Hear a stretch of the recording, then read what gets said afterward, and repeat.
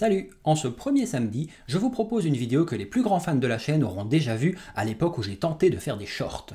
Je parle des shorts YouTube, bien entendu, je vais pas me lancer dans la confection. On va parler du nom des doigts de la main. Vous les connaissez, vous, les noms des doigts de la main? Eh bien, on va dénouer tout ça. Le premier doigt, le plus épais en général, s'appelle le pouce. Bon, jusque-là, c'est soft, je vous apprends pas grand-chose. Le pouce possède plusieurs particularités. Premièrement, c'est le seul doigt qui soit opposable, pour permettre la préhension. Mais c'est aussi le seul doigt qui ne possède que deux phalanges. Et vous le saviez ça par exemple? Le deuxième doigt s'appelle l'index. Il est souvent utilisé pour montrer quelque chose ou pour demander la parole à l'école, si vous êtes poli. Le troisième doigt s'appelle le majeur. C'est normalement le plus long doigt de la main. Ce doigt s'appelait autrefois le honteux en raison de son utilisation particulière lors de certaines pratiques sexuelles. Et pour ne pas perdre directement la monétisation de ma chaîne, je ne vais pas vous mettre d'illustration et je laisse à votre imagination l'explication de cette démarche. Mais c'est d'ailleurs l'image symbolique que représente le fait de tendre ce doigt uniquement vers le ciel.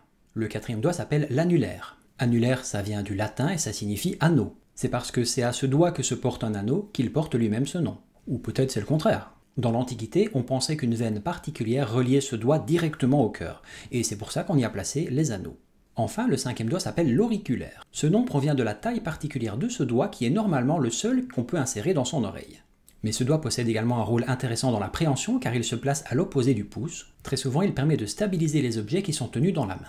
Et enfin, pour clôturer cette vidéo en beauté, enfin si je puis dire, j'ai demandé à ChatGPT de nous trouver un moyen mémotechnique pour se souvenir du nom des doigts de la main. Accrochez-vous bien, je vais vous le lire. Tout le monde lève le pouce en signe de pouce levé. L'index est en avant, prêt à indiquer la direction.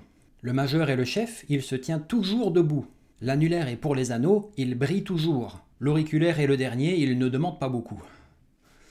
Ouais, ça vous a aidé? Allez, en ce qui me concerne, c'est tout pour aujourd'hui. Passez un bon week-end et on se retrouve déjà dès demain pour une prochaine capsule quotidienne. Salut!